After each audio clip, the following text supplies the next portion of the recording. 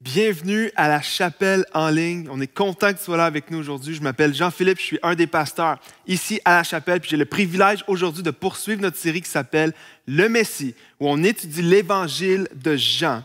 Puis aujourd'hui, on étudie un passage qui est très, très symbolique dans l'évangile de Jean. On va être dans Jean, chapitre 2, et on va regarder aux noces de Cana.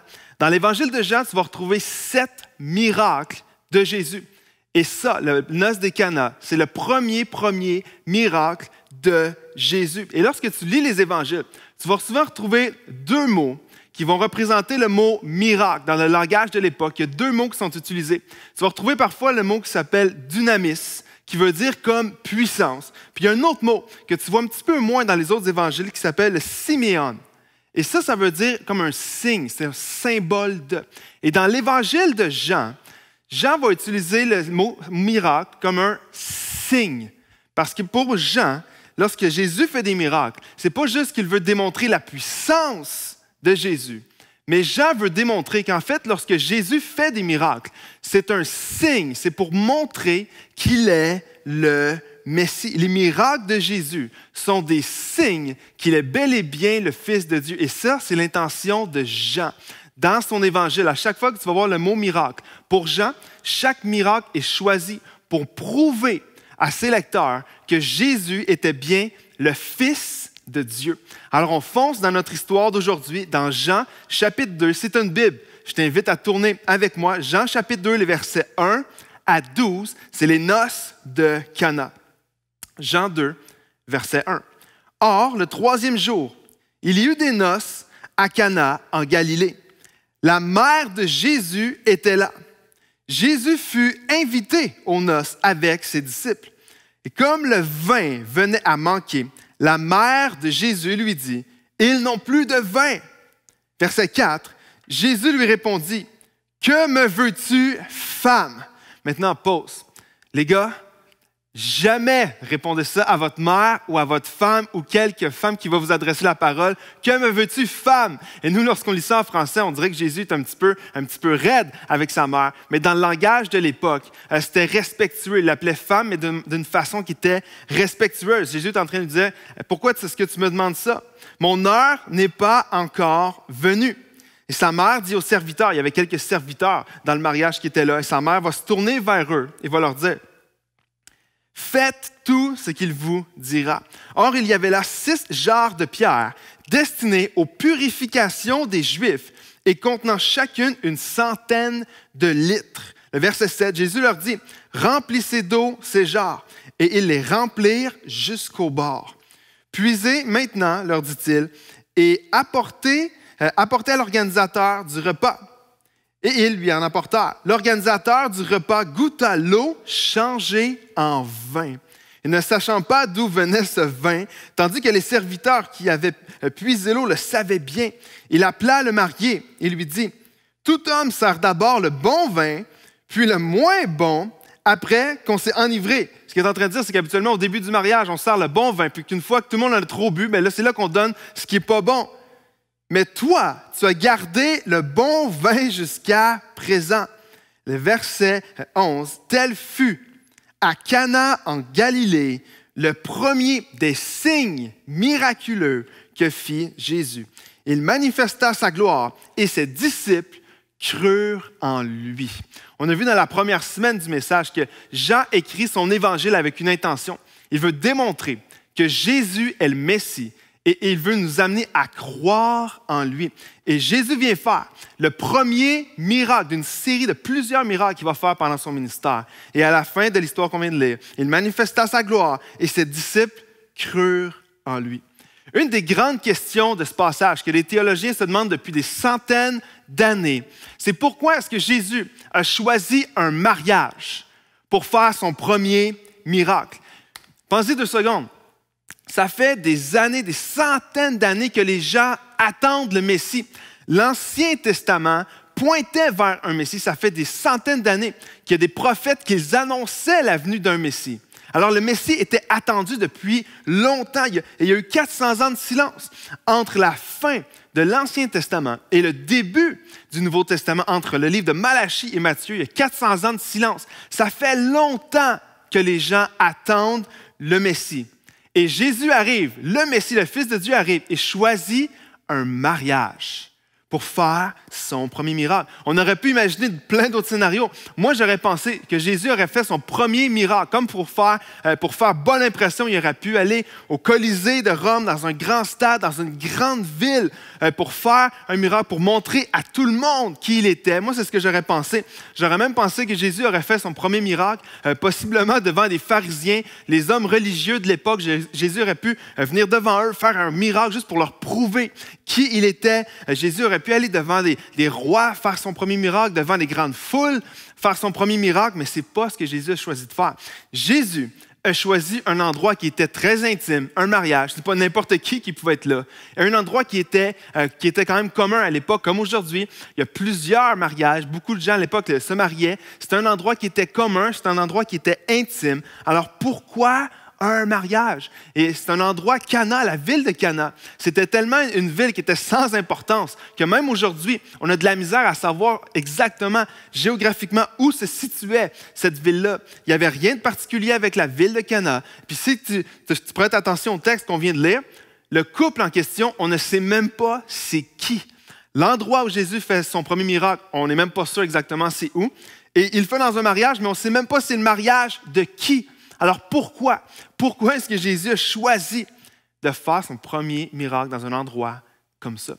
Et il y a plusieurs théologiens qui s'accordent pour dire que la réponse se trouve dans le verset 2 qu'on va lire. Tu vas voir, c'est d'une simplicité désarmante. Jean 2, 2. Jésus fut aussi invité aux noces avec ses disciples.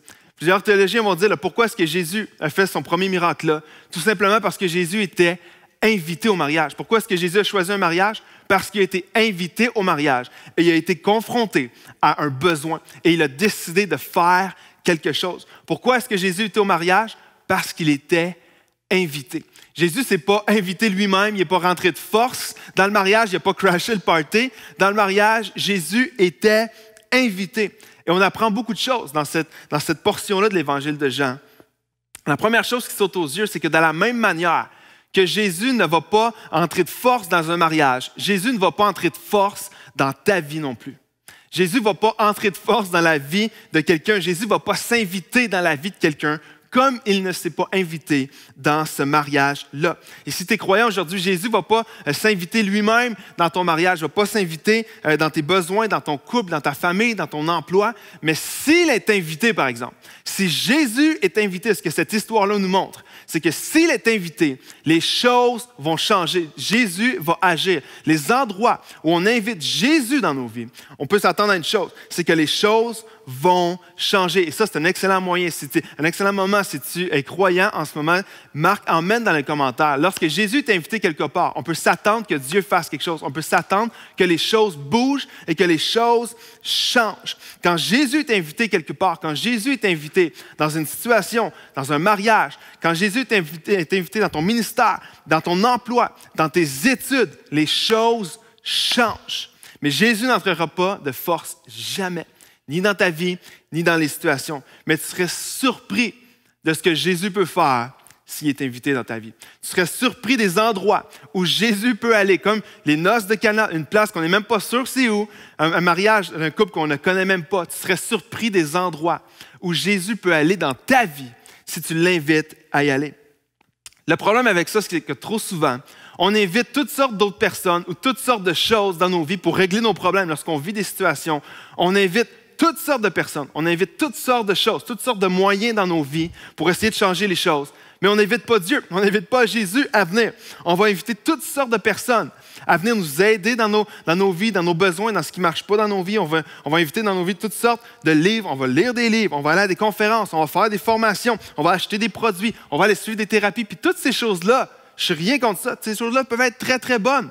Mais le problème, c'est qu'on va souvent épuiser la liste de toutes ces choses-là avant de se tourner vers Jésus et lui dire « Seigneur, j'ai besoin de toi dans cette situation-là. J'ai besoin de toi. » On va souvent épuiser toutes les autres options avant d'inviter Dieu à venir dans notre situation, avant d'inviter Dieu à venir dans notre vie. Alors moi, aujourd'hui, je te pose la question. Est-ce que tu as déjà invité Dieu, premièrement, dans ta vie? Est-ce que tu as déjà invité Jésus dans ta vie? Et si tu es croyant et que tu vis une situation en ce moment, est-ce que tu es en train de chercher toutes les autres options imaginables partout autour de toi, mais sans inviter Jésus dans cette situation-là? Parce que peut-être que tu penses que Jésus, il n'y en a rien à faire de ce que tu vis. Peut-être qu'il ne s'intéresse pas à cette situation-là. Est-ce que tu as invité Jésus, que ce soit dans ton mariage, que ce soit avec tes enfants, dans ta situation financière? Peut-être qu'en ce moment, tu vis, il y a une dépendance qui est là, puis on dirait que tu essaies de t'en sortir de toutes les manières possibles et imaginables. Mais tu ne t'es jamais arrêté pour crier à Dieu, te tourner vers ce Jésus-là et lui demander son aide. Peut-être que tu as tout essayé. Peut-être que tu as tout essayé par tes propres forces. Ça fait des mois, peut-être même que tu écoutes ce message et ça fait des années que tu te bats toi-même pour essayer de changer les situations dans ta vie. Ça ne marche pas. Peut-être que tu as épuisé tes propres forces. Peut-être que tu as épuisé les gens qui sont autour de toi. Tu essaies d'aller chercher de l'aide autour de toi depuis longtemps, puis les choses ne changent pas. Tu as lu des livres, tu es allé à des endroits, tu es allé à des conférences. Moi, aujourd'hui, je crois que Dieu m'envoie jusqu'à toi, là, de l'autre côté de ton écran, et te disait, est-ce que tu as invité Jésus, le Messie, à venir dans ta situation? Parce que la Bible nous dit une chose. La Bible va dire que Jésus ne fait pas juste changer l'eau en vin. Oui, c'est une image que ce miracle-là nous donne, que Jean va nous donner, mais Jésus ne fait pas seulement changer l'eau en vin. Jésus change toutes sortes de choses. Il va changer les douleurs en joie. Ça, c'est la Bible qui le dit. Lorsque Dieu vient dans ta situation, les choses changent. Il change nos douleurs en joie. Il change nos épreuves en témoignage. Il change nos pleurs en danse de joie. Ça, c'est un psaume qui dit ça, que lorsque Dieu est dans une situation, il va prendre nos pleurs et il va les changer en danse de joie. La Bible continue, il va même dire qu'il change notre deuil en allégresse. Il change nos ruines en restauration. Il change l'eau en vin, oui, mais il change nos vies. Est-ce que tu as invité Jésus dans ta vie? Moi, j'ai vu tellement, dans les années où j'étais pasteur jeunesse, j'ai vu tellement de jeunes inviter ce Jésus-là dans leur vie et j'ai vu leur vie complètement changer. Il y a une fille qui s'appelait Jamina, qui est une bonne amie à Valérie et moi encore aujourd'hui, mais il y a des années de ça. Elle a mis les pieds dans l'Église pour la première fois depuis des années. Elle n'avait jamais suivi Jésus de sa vie, elle avait entendu parler de lui. Puis elle venait de vivre l'année d'avant une rupture amoureuse très, très difficile. Et depuis une année, elle luttait avec la dépression, elle luttait avec des pensées négatives, aucune estime d'elle-même, était très, très, très frustrée contre les gars, contre la vie, était très, très, très, juste triste, puis en dépression, cette fille-là. Mais lorsqu'elle est venue à l'Église pour la première fois, elle a été exposée pour la première fois au message de ce Jésus-là, qui ne veut pas juste changer l'eau en vin, dans Jean 2, il y a des centaines d'années, mais qui veut changer nos vies encore aujourd'hui. Et lorsqu'elle a été confrontée au message de Jésus, elle a donné sa vie à Jésus. Et on a vu sous nos yeux, dans les semaines et les mois qui ont suivi, Jésus commençait à changer sa vie du tout au tout. Cette fille-là qui est rentrée, avec une lourdeur sur ses épaules, Dieu commençait à la restaurer, à la guérir. Il a changé. C'est la rupture difficile qu'elle avait eue, les blessures qui étaient là. Il a commencé à guérir, il a commencé à la restaurer. On a vu de mois en mois. Elle a complètement changé, jusqu'à un jour même où Jamila elle se sentait appelée de Dieu et maintenant au collège biblique, puis elle servait avec nous. Quelques années plus tard, sur l'équipe pastorale de la jeunesse, j'aimerais dire, Jésus change les choses. Mais Jésus n'ira jamais là où il n'est pas invité. Ma question pour toi aujourd'hui, c'est est-ce que Jésus est invité? Jésus ne devrait pas être notre dernier recours. Des fois, c'est le dernier en bas de la liste. On dirait qu'on va essayer tout ce qu'on peut. Puis si tout ça, ça ne marche pas, on va essayer Jésus. J'aimerais dire, Jésus ne devrait pas être notre dernier recours. Jésus devrait être notre premier réflexe parce que la présence de Dieu dans nos vies change les choses. Et si tu le crois, aujourd'hui, je t'invite, mets amen dans les commentaires, mets-le pour ta propre vie. Jésus change les choses. Et alors que Jésus est invité au mariage, le mariage va prendre une tournure inattendue. Regarde au verset 3. Et comme le vin venait à manquer, la mère de Jésus lui dit, ils n'ont plus de vin. Catastrophe au mariage, il n'y a plus de vin. Et pour bien comprendre à quel point c'est grave ce qui est en train d'arriver, il faut comprendre le contexte. Je ne sais pas si tu aimes ça aller dans des mariages. Moi, j'aime les mariages. J'aime célébrer des mariages. J'aime assister à des mariages. J'aime les mariages. Mais les mariages d'aujourd'hui n'ont rien à voir avec les mariages de l'époque. Aujourd'hui, les mariages, la cérémonie devrait durer 40 minutes. Si c'est plus long que 40 minutes, on trouve ça long. Puis dis amen à ça. Si c'est plus long que 40 minutes, c'est trop long. Puis souvent, les mariages, c'est une seule soirée, il y a une cérémonie, suivi d'une réception. Puis après ça, c'est terminé. Et si c'est un mariage québécois, la plupart du temps, à 11 heures, c'est terminé.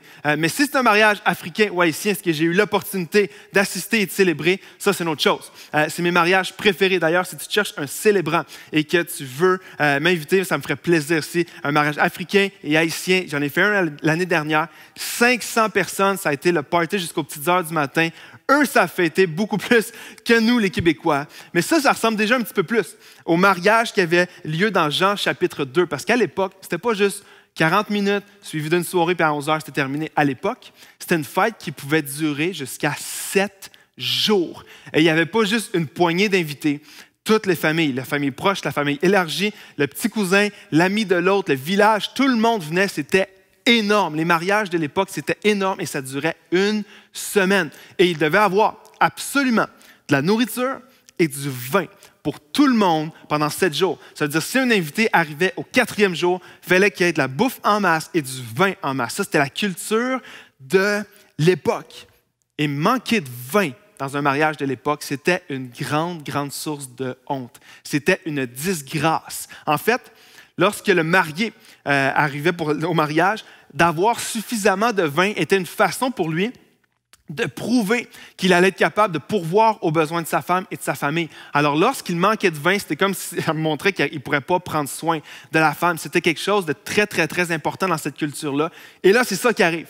Alors, imagine la honte. Jésus arrive, il n'y a plus de vin dans le mariage. La grande honte attend ces mariés-là. Est-ce que tu as déjà vécu une situation où tu as eu honte dans ta vie? Peut-être que c'est dans ton passé, peut-être que c'est récent, peut-être que tu as fait quelque chose, tu as dit quelque chose, tu as oublié quelque chose, puis tu as eu honte. Tu t'es dit, « Oh non, qu'est-ce que je viens de faire? » Là, moi, ça m'est arrivé plusieurs fois. Il y a plusieurs années de ça, j'étais en voiture, c'était un moment de confession ensemble aujourd'hui. Puis jugez-moi pas de l'autre côté de l'écran, OK? Parce que je suis convaincu que vous avez aussi vos histoires, vous avez eu honte. Quelques années de ça, alors que je conduis ma voiture, il y a une voiture en arrière de moi qui me colle vraiment beaucoup, qui me suit super proche. Jusqu'à là, ça va, je reste calme, je fais rien. Puis cette voiture-là me dépasse par la droite, il vient me couper en avant. Et là, pour moi, ma chair a pris le dessus. J'étais pasteur en plus à l'époque. Puis là, moi, j'étais vraiment fâché. Elle me collait depuis longtemps. Elle me coupe en plus. C'était super dangereux. Fait qu'est-ce que j'ai décidé de faire? Quelle belle décision. J'ai décidé de me faire justice moi-même. J'ai dit, moi, montrez-moi ce qu'il vient de me faire. Fait qu'est-ce que j'ai fait? Garde en perspective, je suis pasteur encore en ce moment-là. Non seulement je suis un croyant, mais je suis un pasteur aussi. Alors là, aussitôt que j'ai eu l'occasion, je la dépasse par la droite, la même chose qu'elle m'a faite, je la coupe en avant, puis là, je me dis, tais-toi, je t'ai fait ce que tu m'as fait, reste en arrière de moi. Puis là, j'étais fier de mon coup. Et là, je tourne, j'allais à l'épicerie.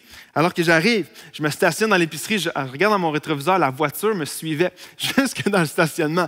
Puis je me stationne, je la vois qui me suit, je me stationne un peu loin, elle se stationne à un autre endroit, puis j'arrive pour sortir, puis je me disais, viens me dire quelque chose, juste pour le fun. Sors puis dis-moi quelque chose. Puis alors que j'arrive pour sortir de ma voiture, la personne sort et c'est une personne de l'Église. Je reconnais très bien cette personne-là. Elle vient à l'Église où je suis pasteur jeunesse. Alors, aussitôt que je vois ça, je referme ma porte. Je m'écrase dans le fond de mon siège et je prie que cette personne-là ne m'ait pas reconnu. Je prie que cette personne-là ne m'ait pas vu puis qu'elle ne va pas venir me voir pour me parler. J'avais tellement honte de ce que je venais de faire. Je me sentais dégueu. Je me disais, aïe, je suis pasteur. Qu'est-ce que je viens de faire là? Une personne qui vient à l'Église. Puis je viens de la couper. Je viens de faire de quoi sur la route qui ne se faisait pas du tout. Puis je suis allé à l'épicerie ailleurs. Finalement, cette personne-là n'est pas venue vers moi, elle est partie, puis je suis allé à une autre épicerie. Je ne voulais même pas rentrer en l'espoir de ne pas croiser cette personne-là. J'avais honte. J'ai eu plein de moments dans ma vie où j'avais honte. Dans le ministère, une fois que j'ai eu le plus honte de ma vie, j'étais invité dans une autre église. J'étais en train de prêcher. Puis après quelques minutes, j'ai l'impression que mon message ne passe pas. J'ai l'impression que les gens ne catchent pas mon message. Puis, il y a un gars qui me fait des signes en avant, mais je ne comprends pas trop pour me rendre compte à peu près 10 minutes que je prêche que ma fermeture éclair de mes pantalons est ouverte.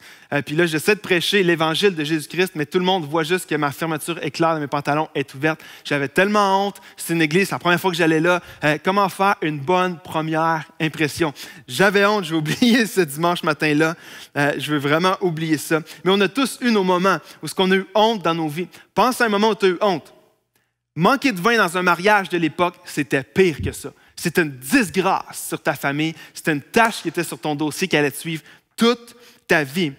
Puis Jésus va faire quelque chose de très, très surprenant à ce moment-là. En fait, c'est la manière que Jésus va le faire. Regarde ça, les versets 7 à 9. Jésus leur dit, « Remplissez d'eau ces jarres. » Imagine, le party est là, les gens dansent, c'est la fête. Jésus vient d'apprendre qu'il va manquer de vin. Les gens ne le savent pas encore.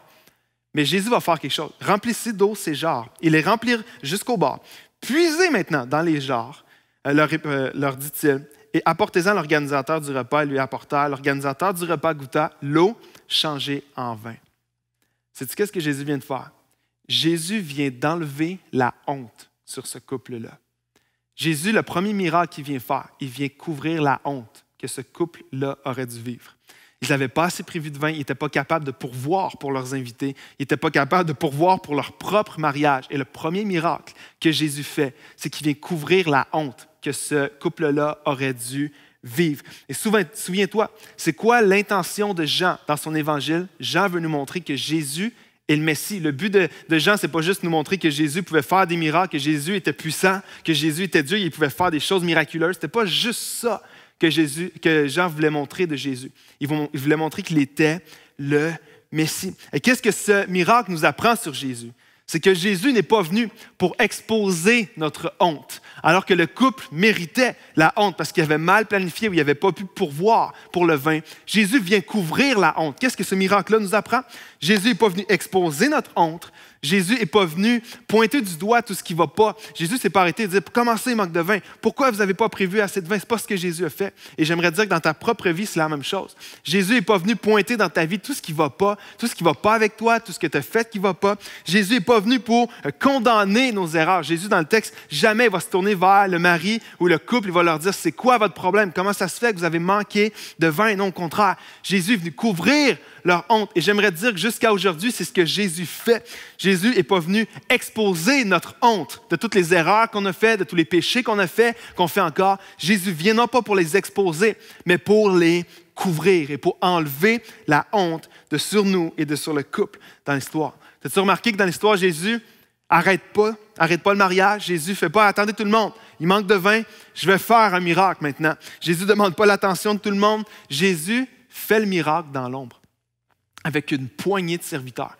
Il prend les serviteurs qui étaient proches, il leur dit « Remplissez d'eau », puis allez le porter à l'organisateur du repas. Il ne va même pas chercher l'organisateur du repas lui-même. Il prend les serviteurs qui étaient près de lui.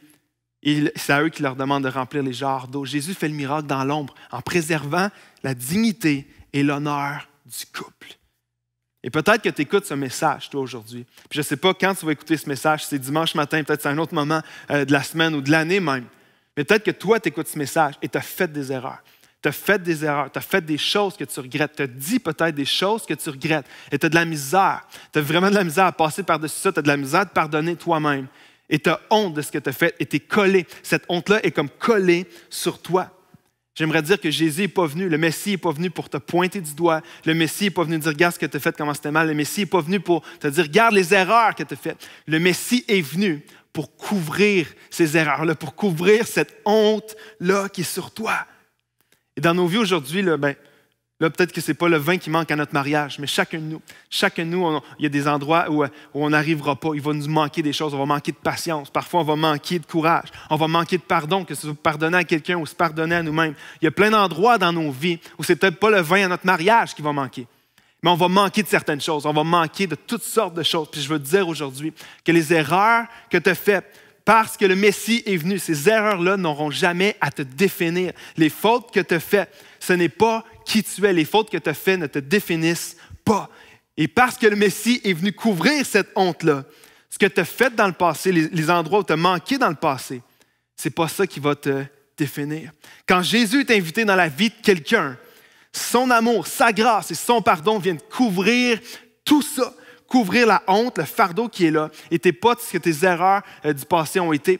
Ce que tu es, c'est ce que Jésus dit. Cette honte-là du passé, elle est terminée. Jésus dit que tu es accepté, que tu es pardonné, que tu es aimé, que tu as un avenir, que les choses anciennes sont passées et maintenant toutes choses sont devenues nouvelles. Ça, c'est le message des noces de Cana. Et ça, c'est une bonne nouvelle. Si tu es d'accord avec moi, si tu as vécu ça, si tu as déjà vécu, tu as déjà invité Jésus dans ta vie, tu as vécu ça, que le Messie vient couvrir la honte de tes erreurs, la honte de tes péchés, tape « Amen » dans les commentaires. Et je termine bientôt, parce que la bonne nouvelle ne s'arrête pas là. Ça va encore plus loin.